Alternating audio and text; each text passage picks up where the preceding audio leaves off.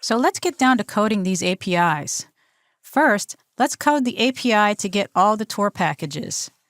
We need an endpoint called Tor packages such that HTTP GET/Tor packages fetches all the Tor packages in JSON format. HTTP GET/Tor packages/code fetches one Tor package with the provided code. Ready, set, go. Done. I'm not kidding you. Because we included Spring Data REST as one of our project dependencies, there is no coding necessary to implement these APIs. At application startup, Spring Data REST scans the classes and finds all the Spring Data repositories, creates an endpoint that matches the entity name, appends an S, and exposes the operations as APIs. So here are the mappings for create, the mapping for read, the mapping for update, and delete.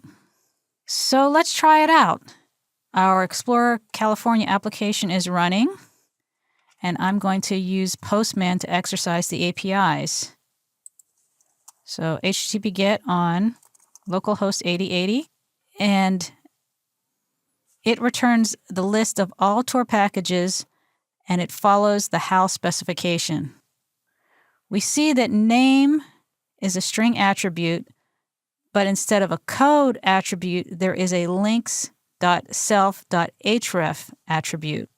That is a hypermedia link to the individual Tor package. So let's click Tor packages/BC and invoke the get method on that individual Tor package. And we get back backpack cal. Because the data is hypermedia driven, the ID of the resource is the self.href link. The client does not have to manually append the ID to the resource. It just gets the value of the self.href to obtain the entry in the list.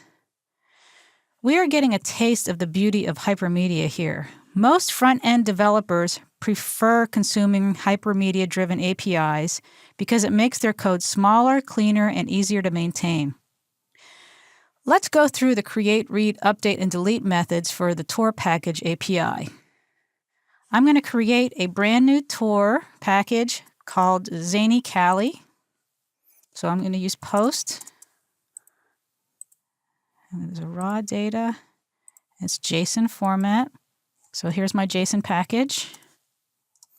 Setting the code to ZC and the name to Zany Cali. And then we send that request. We get back a 201 created. This will instantiate a new Tor package object and invoke the Tor package.save method to persist it in a database. The JSON data elements map directly to the Tor package attributes. And since we are creating a new object, we must provide the ID because it is not auto-generated. Let's try to create a Tor package without a code. So I'm going to remove the code and just say we want to create a Tor package called Crazy Cali, and we accidentally forget to put the code. We get back a 500 internal server HTTP status error. Now let's look up the Zany Cali Tor package. And we get it back with a 200 code. Now let's rename the Tor package to California Zoos using HTTP put.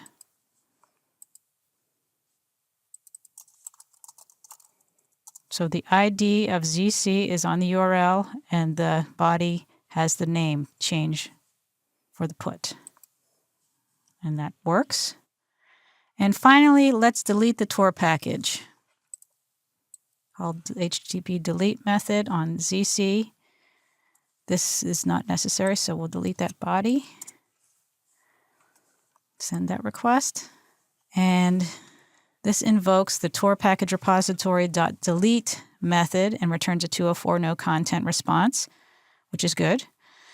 Now let's verify that by trying to look it up by using get. And this returns a 404 not found because the object no longer exists in the database. Any errors that occur at the repository level are passed back in the HTTP status. For example, I cannot delete a Tor package that is already associated with a Tor because it would cause a referential integrity error. So let's try that out. Let's try deleting Backpack Cali. This returns a referential integrity constraint violation message. So all this time, we were creating repositories. We were also creating hypermedia-driven APIs just because we included the Spring Boot starter data REST dependency in our pom.xml.